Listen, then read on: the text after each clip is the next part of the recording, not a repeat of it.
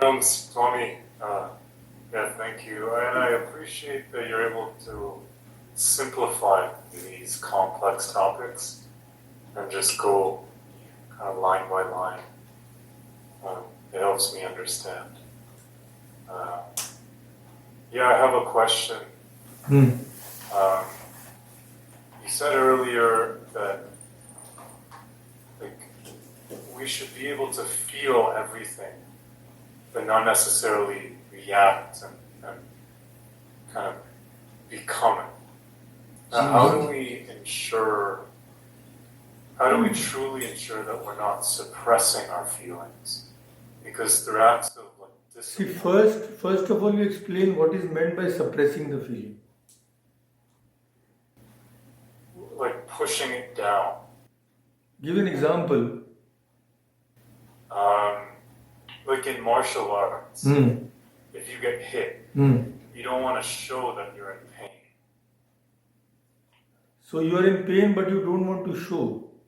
Yeah, and that builds character, that builds strength. But so you are telling suppression, according to you, suppression is good or not? Because you are telling we have to do in this way that we are sure we are not suppressing. So, according to this definition, your first part of the question indicated that you are not in favor of suppressing, but now you are telling that martial artists suppress their feelings because it leads to their improvement. So, which side are you supporting? Suppression or no suppression? Right now, suppression. I've always thought you have to. So if you are good with suppression, then there is no conflict, because then there is actually the question doesn't stand, because then everything is okay. Because here also, just giving vent to your feelings at every opportunity is not recommended. But here it goes much deeper. See, suppression or no suppression, that is on a very superficial level. In that you feel, although you may not express. Here we are talking on an entirely different plane. Here the goal is not being identified with that at all. When those come, recognizing that those are not part of you at all. So suppression or not suppression comes when you think I am in pain. Here the state is mentioned when you don't even have that feeling. You are treating them as those are other than you. So last time we discussed, when a Swami Tirunatitananda was being operated, he was operated, he did not agree to anesthesia. This can only happen under one condition. He is not identified with the body. The body is feeling pain, but he has the power to disidentify himself. So there is no question of suppression on his part. He doesn't need to suppress because he doesn't feel it. And that is the state which is being mentioned here. That is the highest state. There is nothing higher. That can only be achieved when one is established in God. One is established in the Supreme Reality. And that is the goal. Well, in that case, he's witnessing them. Yes, as we have said, yeah. He is just witnessing. He is the witness. He realizes he is the witness. We are also the witness, but we have forgotten it. We are not completely enmeshed because we don't want to be the witness, we want to be the enjoyers. So if some person is eating ice cream in front of us, he is enjoying. If we are told, do you want to be the witness? I said, what is the use of being a witness? I want to have the ice cream. So till you want to have the ice cream, you don't want to be a witness. If you don't want to be a witness, naturally you will always be experienced by it. I want those things. then how can you be a witness? I want wealth. I want grandchildren. No question of being a witness. Then you go round and round in this cycle. One day you will be laughing, one day you will be weeping. Crying is more. Like not Krishna, when you read from Bhagavat Gita, it actually is a little bit overwhelming. You actually, one doesn't understand. But now you have encouraged them. So that is the person who is, like you have sort of pushed them into this, okay, go, please. So you can understand that nothing more. We are still, I'm still at the base of the mountain, starting to look a little bit, raising my neck, that's it, nothing more. And there's so many scriptures. Is it right to sort of say, grab whatever you can? They're all kind of say the same, but you have to be. They're all saying the same thing. Sri Ramakrishna said, all jackals howl in the same voice, means all tigers roar in the same voice. So means what? All the saints still does the same thing. In different languages, in different ways, we can choose whatever appeals to us. But do we have to, so sometimes what actually has, an average person, they talk of very high things. Do we have to reach that 100%, like the young Nema, they say, there has to be a procedure. So the thing is, tons of talk without practice are of no use. So whether we hear all these things, whether not even here, we can also lecture about these things. As hundreds of, now YouTube, you open, everybody is talking about Advaita Vedanta, they don't want to come any lower. So you can talk. What does talk matter? Where is the practice? It is all. The question is how much of the practice, because the practice itself is very tough. I mean, I would be frank that immediately if you are starting to even read, it feels okay, it's a very high. Yes, it is tough. Nobody, see, the thing is, everything which is, as you climb a ladder in the world, about what you get, take them by stages. So if you want to get a very trivial thing, if you want to eat an ice cream, just go to a shop, little effort is enough. No, I want to become a scholar. Okay, now that effort won't count. Now you study for 10 years. I want to become the greatest athlete. Then maybe whole life you'll have to strive. So the higher the achievement, the higher the effort. So this is the highest achievement. So we have to make the highest effort, as simple as that. But this is on a different level altogether. So one when understands that, but that understanding will also not come without that practice of these 6 things. So practice. There is no shortcut.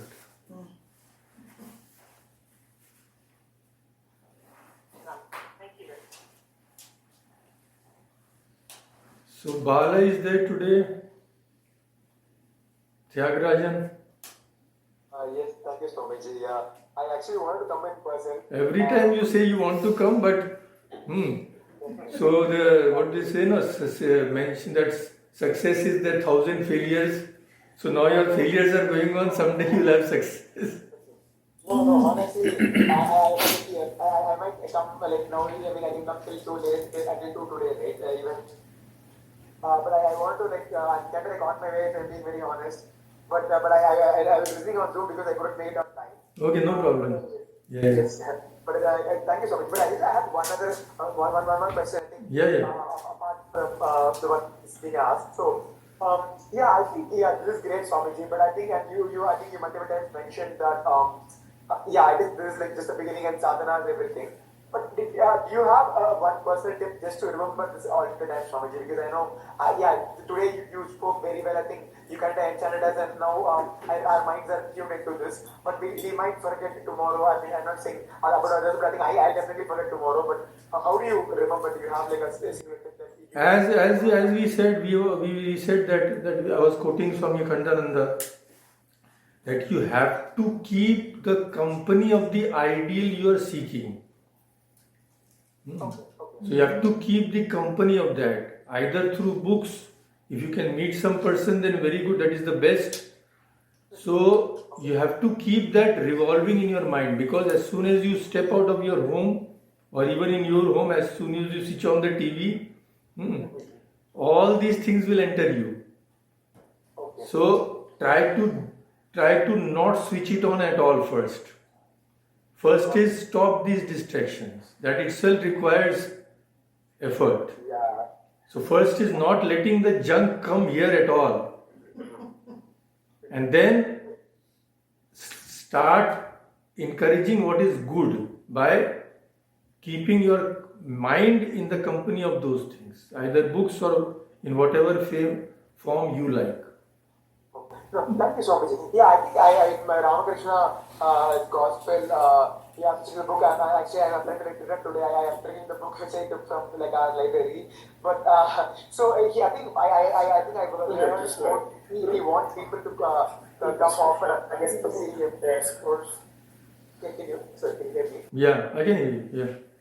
Yeah. So I think he says, please come often to me. So Yeah. Keep the company of like, so I think maybe even if, for example, when Ramakrishna was living so many devotees, God will still often, he also says, please come back. He calls, like, agar multiple in the gospel, I say there was multiple even for him and also other devotees.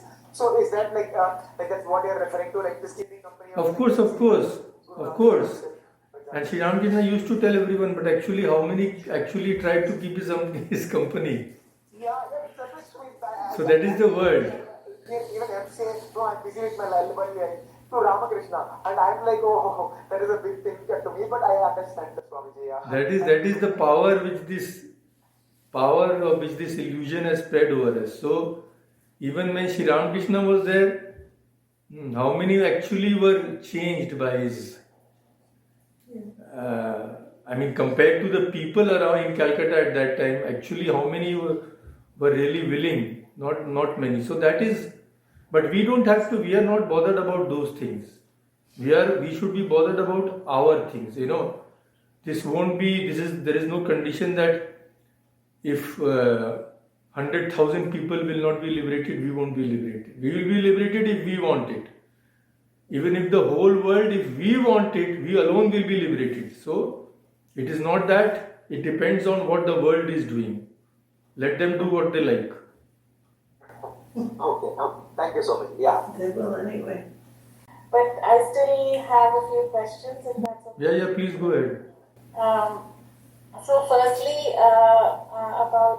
this is about affliction. I have a few questions. So I read somewhere that once Swami Vivekananda saw an old lady bear heavy object on her back, and then she fell down and broke her ribs. So he felt the same pain in his ribs. So No, it was not like that. But the incident is different. But of course, what you are getting at, I know. So that was because they are such great souls that they identify themselves with everybody. See, what kind of identification is criticized here? The identification with our little self. I, my mind, my body. That is the principal identification. After that comes secondary identification. My husband, my wife, my children, my money, my house. So the principle is my mind and body. And from that, all the tentacles come out. So that kind of identification is the cause of all our suffering. But their kind of identification was on a completely different level. They were realizing that myself is the self of all, which is the highest state. okay. So, and in spite of, they feel the pain, but in spite of that, they are always established in the Atman. So, here we have to see it in that way, because we cannot make out their inner states, we just see outside. Of course. Yes. So, although they feel the pain much more intensely than us, Yes. but they are still identified with the Atman. So, it is not that spiritual persons don't feel the pain, they feel it 100 times more than worldly people. And because they feel this, because they are sensitive, that's why they strive to be liberated. So it is not that we don't have to become sensitive. As we progress, we become more and more sensitive. We feel intensely the pain and pleasure of others. That is a sign of spiritual progress. So then how to practice this getting not afflicted with our Because don't lose your composure. Know the world for what it is. When we see misery, we should always remember that this world cannot be changed. This pain and pleasure have always been there, because pain means pleasure, pleasure means pain. So if we get unnerved by those things, see someone in pain, then 1 year we don't think of anything but we start weeping for 1 year, then what good is it? If you really feel the pain, try to remove it. How will you remove it? By helping him attain knowledge. How will you help him in that? By attaining knowledge yourself. So Buddha was such a great person, Swami Vivekananda says, that when he strove for this knowledge, why? Because he was so dismayed at seeing the people suffering. So even his spiritual practices were for others. And he made a firm determination, yes. So even if you want to help others, you have to first become a Buddha. That means giving up everything for God and striving with one pointed attention. So all lead to the same thing actually.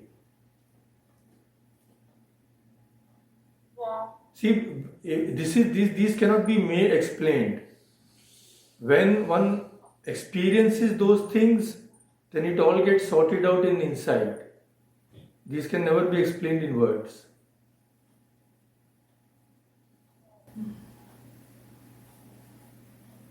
So when something happens in personal life, then for example, if I feel pain, and for me, like, I just start praying more intensely, which helps me reduce the pain to some extent. So is that a good practice? That is a good practice if you want to remain healthy to achieve a spiritual goal. I feel stomach ache. I cannot eat the pizza. So I am praying to God, oh God. No, not like that. So that kind of thing is worthless. But yeah, if you feel that your mind and body should be given up to the highest goal, and God, I should keep them healthy, Yes. then there is no harm. But how much are we really striving for that? That we have to answer to ourselves only. That is the thing. Yes. Thank you, Maharaj. Like anybody else here who wants to say something? Harish wants to ask something? Yes, Maharaj, I have those 3 questions. Hmm. So when you said the guy taking a dip in the Ganga, he wants something. So for that, Yeah. his pain, because he put a narrative, okay, I want this. He wants So religious pain merit. turns into pleasure. Yeah. Not pleasure. Pain does not turn into affliction. Right. Yeah. So even with a smaller goal in view, he is able to disidentify himself to that extent. Right. In that moment, he disregards that. Yeah. Or So something. how? Yeah. Right. So how much will a dhira? On what level is a dhira from that you can imagine? Right. So when we start practicing, obviously, because if we were totally equanimous, this wouldn't be even a question. So when we start practicing, let's say now pain comes, and when some really hard pain comes, no matter how much you think, it shocks you. So in that moment, if we still try to think of this intellectually, See, problem is if you don't stop the source of that, Now if suppose someone insists on opening the TV idiot box for hour after hour every day, then he says, I want to be rid from affliction. That's all nonsense. You are opening the venue for that. So pain and pleasure will always be there. If you keep indulging in those pastimes, let the mind be open to all this nonsense. Then what is the question of being unattached? There is no question.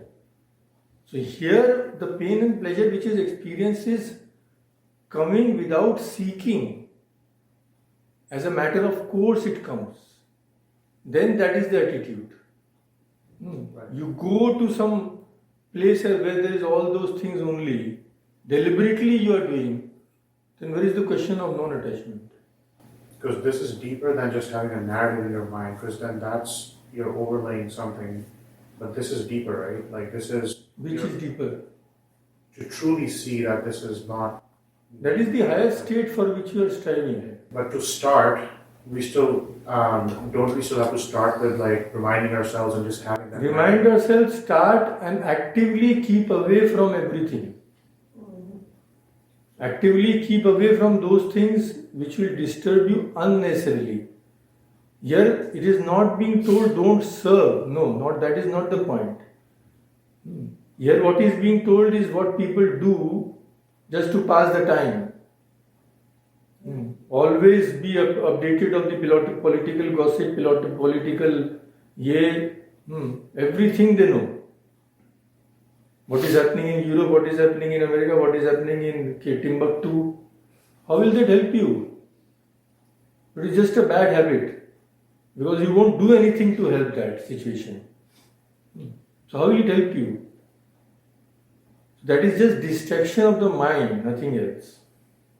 It has become a very bad habit. First, stop that.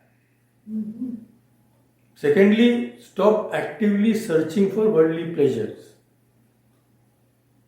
That may take a lifetime itself. Because it has to be supplemented by many other things. So then it goes to the second question where pain and pleasure, we are so accustomed to be motivated, like our brains are motivated, this is how we have operated. And then when we, reduce our exposure or like when we start, so how do we motivate ourselves towards the other goal? Like, because how did you motivate yourself for opening the television? But that's pain and pleasure because I feel... You feel pleasure, no? Right. So you tell your mind again and again. There is no pleasure there. Tell your mind, remind your mind again and again there. There is no pleasure in having many dollars. Tell your mind again and again. There is no pleasure in gossip, in showing off. This is called Viveka. That is the first step, discrimination. Tell your mind, this is the path. This is what I am seeking. So you better go there. Mind will not listen. Again tell it. Tell it again 100,000 times if necessary. Due to bad habit, it will not listen. It has become like a spoiled child. Tell it again and again. Also try to practice. Without practicing, those words are of no value. So you tell your mind dollars are of no use. Then suppose you have to give $10 to some poor person, then 10 days you get a headache. So you have not been telling sincerely. So tell your mind, also act accordingly. Then that thing will be strengthened. So then that thing will come or build naturally, slowly so that will now become the motivating force. Yes, that will not come naturally. That has to be developed with great effort. So then repetition is how we would eventually build that. Practice. Practice is the secret of everything. Our bad practices have got us into this condition. Now the only thing which can remedy that is good practices. There is no magic. Then my third question is, so this pain and pleasure, and then can you define like the bliss, the nature of the, like as that is not, well that's the characteristic, right? That's not, so can you differentiate Differentiate what? So the pleasure ultimately, even if we eat an ice cream, the pleasure that we feel ultimately comes from our own nature of the bliss. But then where does pain come from? Pain also comes from identification with the mind and body. The mind and body will suffer. Disease, all these things. So till you are identifying yourself, the mind and body. See, you cannot identify and disidentify at will. While eating an ice cream, you are telling yourself you are the body. Then when stomachache comes, then you tell I am not the body. That will not work. No, sorry, what I'm asking is the happiness that you feel when you eat ice cream, that comes from our true nature of bliss. That happiness. It arises from there. But where does True nature means then you keep on ice cream, then are you enjoying the bliss of the Atman? Do you mean to say that? No, Then- I'm asking, so the source of the These are happiness- sense pleasures. Right. Sense pleasure cannot be classed with the same bliss of the Atman, the bliss of God. Sri Ramakrishna says very clearly. Do you mean to say that worldly bliss is the same as the divine bliss? No, It cannot be. I'm asking, so the source of that worldly bliss is still our divine, the bliss of our. Yes, then if you say the source of pain, the source of pain is your ignorance. Ignorance. In that way, if you have to put it, then you can Well, say I'm just it. trying to understand because pain and pleasure, like you said, are the same thing, right? It's like if you Same thing means what? Again, same thing means not the same in that sense. The natures are completely different. They are same in the sense that they are not part of your nature, both. In that sense, they are the same. Otherwise, how can they be same?